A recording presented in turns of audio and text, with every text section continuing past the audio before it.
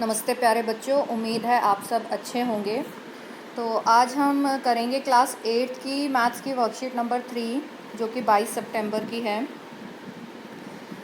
इस वर्कशीट का टॉपिक है ऋणात्मक परिमेय संख्या।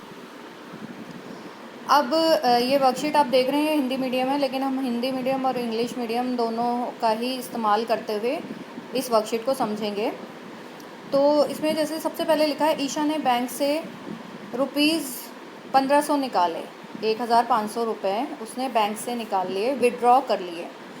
तो इसको अगर हम मैथमेटिकल फॉर्म में लिखेंगे, गणितीय रूप में लिखेंगे, तो इसको हम क्या लिखेंगे? -1500, मतलब -1500 ऋणात्मक रूप में हम लिखेंगे। जब हम कोई चीज़ बैंक में पैसे जमा कराते हैं तो क्या होता है, पैसे बढ़ जाते हैं। तो अगर वो जमा कराती मान लीजिए 1500 रुपये, तो क्या होता, पॉजिटिव 1500 होता। लेकिन क्योंकि उसने निकाला है, निकालने पर कम हो जाएगी राशि, घटा हो जाएगी, तो इसीलिए हम इसको क्या लिखेंगे, नेगेटिव लिखेंगे, ऋणात्मक रूप में लिखेंगे।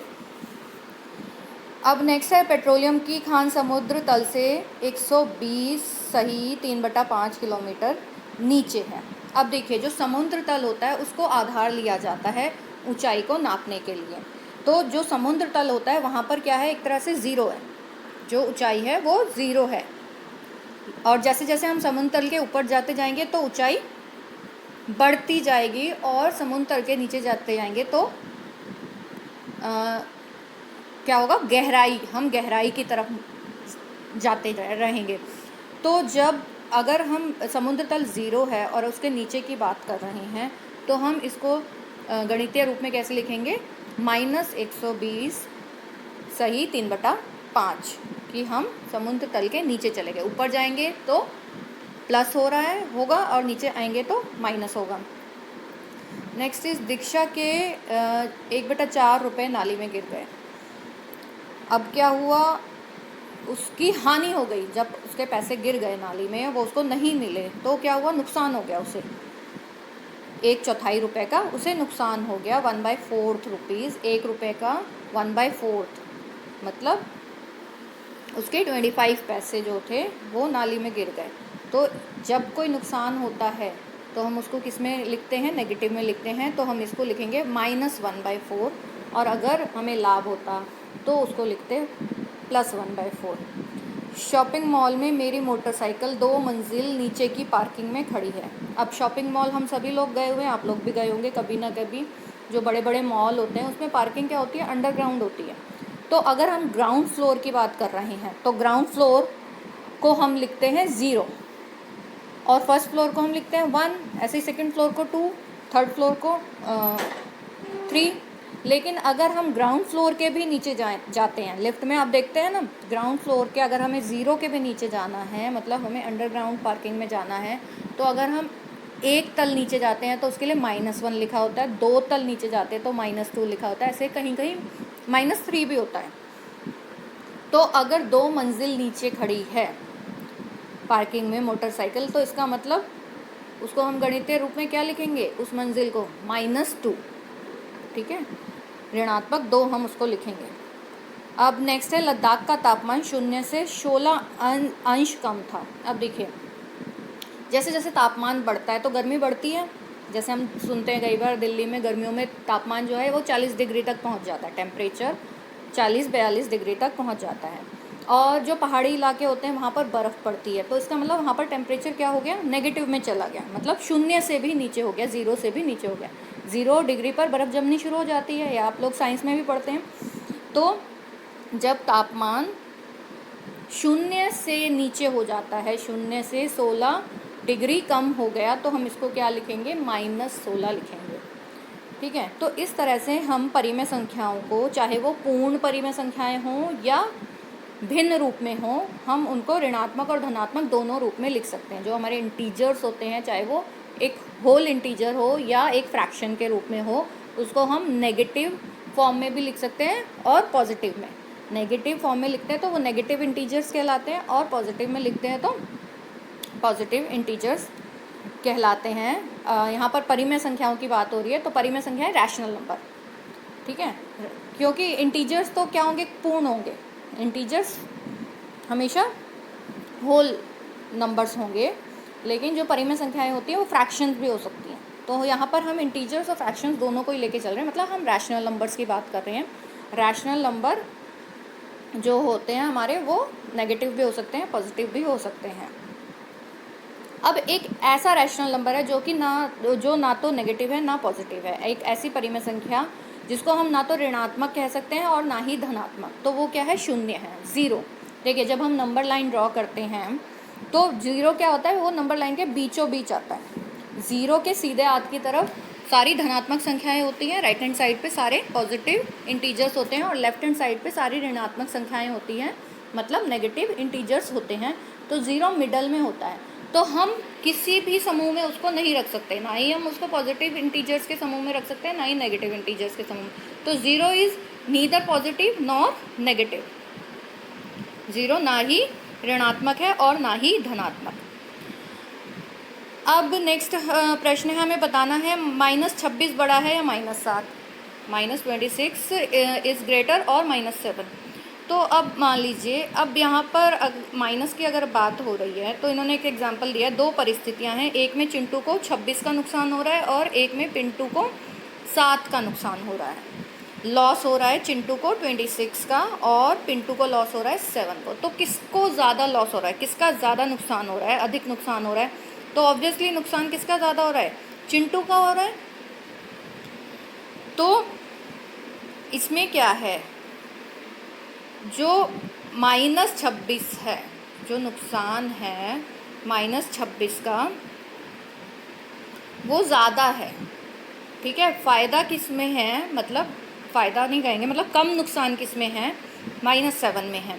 तो इसीलिए यहाँ पर -7 जो है -26 से बड़ा होगा।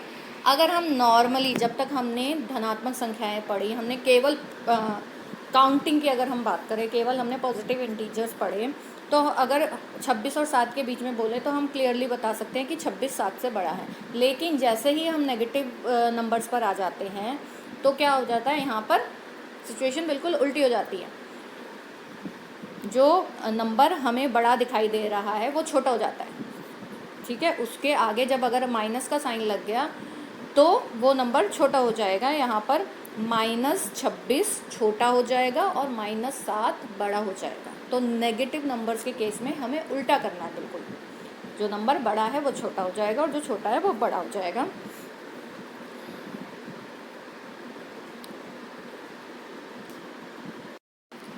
अब अगर हम ऐसी परिमेय संख्याओं की बात करें जो कि भिन्न हैं, फ्रैक्शन की अगर हम बात करें, तो वो कब पॉजिटिव या नेगेटिव होगी? अब फ्रैक्शन में क्या होता है, एक अंश होता है, हर होता है, न्यूमरेटर और डिनोमिनेटर होता है। तो न्यूमरेटर और डिनोमिनेटर में से किसी एक पर अगर नेगेटिव साइन है तो वो फ्रैक्शन नेगेटिव कहलाएगी। अगर दोनों में नेगेटिव साइन लगा हुआ है तो वो पॉजिटिव हो जाएगी। जैसे हम जर्नली आम भाषा में बोलते हैं कि वो माइनस से माइनस कट जाएगा, वो पॉजिटिव रहेगी। और दोनों में पॉजिटिव है, न्यूमरेटर में भी पॉजिटिव साइन है और डिनोमिनेटर में, तो भी वो पॉजिटिव ही रहेगी फ्रैक्शन। तो यहाँ पर जैसे एग्जांपल दिया हुआ है -5/7 और 5/-7, ये दोनों ही इक्वल हैं। ठीक है, चाहे -1 के न्यूमरेटर में माइनस है और 1 के डिनोमिनेटर में, लेकिन जो डिनोमिनेटर का माइनस है, अगर मैं उसको ऊपर नीचे -1 से मल्टीप्लाई कर दूँ तो जो माइनस का साइन है वो ऊपर शिफ्ट हो जाएगा। ठीक है, तो आपको इस चीज़ का ध्यान रखना है। अब जैसे कुछ यहाँ पर एग्जांपल्स दिए हुए हैं, सॉरी क्वेश्चंस दिए हुए हैं, उसमें आपको ग्रेटर देन, लेस देन या इक्वल का साइन लगाना है, बड़ा छोटे या बराबर का। तो पहला इसमें -2/3 या 2/-3, तो ये दोनों ही बराबर हैं। जो नेगेटिव साइन है वो एक के अंश में है, एक के हर में है, तो उससे कोई फ़र्क नहीं पड़ता, दोनों ही फ्रैक्शंस बराबर हैं। नेक्स्ट सेकंड है 0/100 और 10/100। अब 0/100 तो 0 के ही बराबर हो गया और 10/100 ऑब्वियसली 0 से बड़ा होगा। या फिर हम इसको ऐसे भी देख सकते हैं कि दोनों के हर बराबर हैं। डिनोमिनेटर जब सेम होते हैं तो हम न्यूमरेटर को देखते हैं, जिसका न्यूमरेटर बड़ा है इसका मतलब वह संख्या बड़ी है। तो यहाँ पर 10/100, 10/100 बड़ा है 0/100 से। नेक्स्ट इज़ -2 और -1। जैसा कि हम पहले इसकी बात कर चुके हैं, नेगेटिव इंटीजर्स के केस में उल्टा होता है, जो बड़ी संख्या है वो छोटी हो जाती है। तो यहाँ पर -1 बड़ा होगा -2 से। नेक्स्ट -56 या 2। अब देखिए, जो नेगेटिव इंटीजर्स होंगे वो हमेशा पॉजिटिव इंटीजर से छोटे होंगे। ये बिल्कुल रूल है कि जो धनात्मक संख्याएं हैं वो ऋणात्मक संख्याओं से हमेशा बड़ी होंगी। चाहे हम किसी भी धनात्मक संख्या को लें, किसी भी ऋणात्मक संख्या को लें, धनात्मक संख्या हमेशा ऋणात्मक संख्या से बड़ी होती है। जो पॉजिटिव इंटीजर होता है वो हमेशा नेगेटिव इंटीजर से बड़ा ही होगा। तो इसमें बिल्कुल सोचने वाली बात नहीं है। यहाँ पर पॉजिटिव इंटीजर हमारा 2 है और नेगेटिव इंटीजर -56 है, तो 2 is greater than -56। Next, fifth -5/9 और 5/-9 दोनों इक्वल हैं। सिक्स्थ 27/7 या 6/7। देखिए डिनोमिनेटर सेम है 7 7, दोनों में हर बराबर है। तो अब क्या देखेंगे, हम अंश को देखेंगे, न्यूमरेटर को देखेंगे। न्यूमरेटर किसका बड़ा है, 27/7। तो 27/7 इज़ ग्रेटर देन 6/7। 27/7 6/7 से बड़ा है। सेवन्थ 21/8 या फिर 3/8, हर बराबर है। तो अंश को देखेंगे तो 21/8 बड़ा हो जाएगा 3/8 से। ऐसे ही आठवां 25/4 या 3/4। 25/4 बड़ा होगा क्योंकि दोनों का डिनोमिनेटर सेम है और न्यूमरेटर किसका बड़ा है, 25/4 का। तो उम्मीद है बच्चों आपको ये टॉपिक इस वर्कशीट की सहायता से अच्छे से समझ में आ गया होगा।